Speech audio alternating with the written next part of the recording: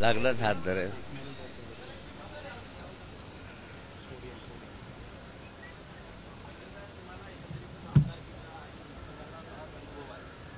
हा.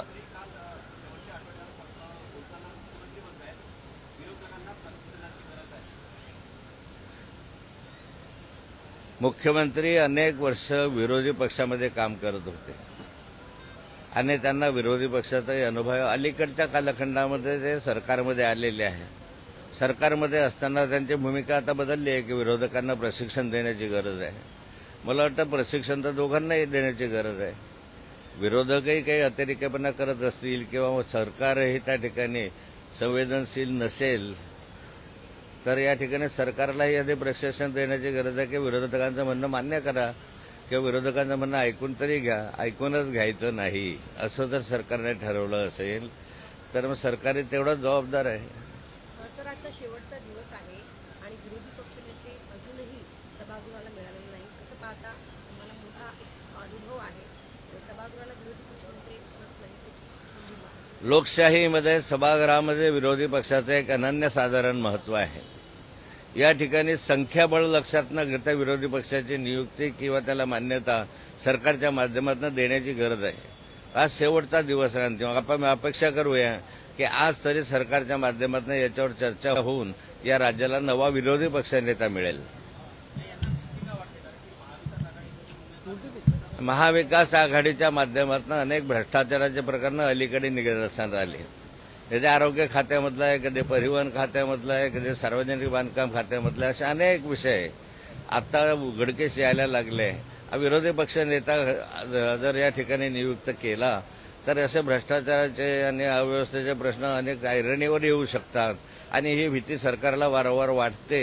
सरकार जर स्वच्छ असेल तर मग त्या ठिकाणी विरोधी पक्षानं काही काढलं तरी त्याचं उत्तर देण्यास समर्थ असलं पाहिजे.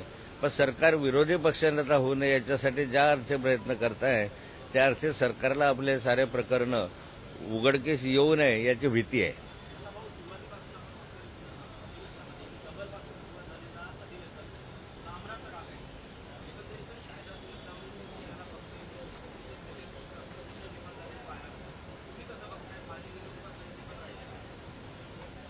अधिवेशनाचा आज अंतिम दिवस आहे आणि अधिवेशन सर्वसाधारणपणे जनतेच्या समस्या सोडवण्यासाठी राज्यामधल्या ज्या घटना आहेत त्या घटनांची नोंद घेण्यासाठी असतं.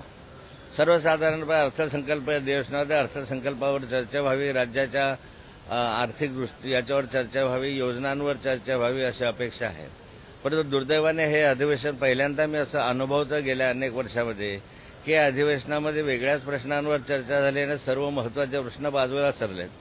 या ठिकाणी कधी मसाजोगचं प्रकरण आलं असेल, कधी औरंगजेबाचं प्रकरण आलं असेल, कधी कामराचं प्रकरण आलं असेल आणि एवढा सभागृहाचा वेळ वाया गेला. आणि शेतकऱ्यांची कर्जमाफी असेल, शेतकऱ्यांच्या आत्महत्येचे प्रश्न होतील, मजुरांचे प्रश्न आहेत, कामगारांचे प्रश्न आहेत, अनेक कर्मचाऱ्यांचे प्रश्न आहे. हे प्रश्न सोडवणं यासाठी जे व्यासपीठ आहे त्या व्यासपीठाचा आपल्याला उपयोग करून घेता आला आणि असं दुर्दैवानं म्हणावं लागतं.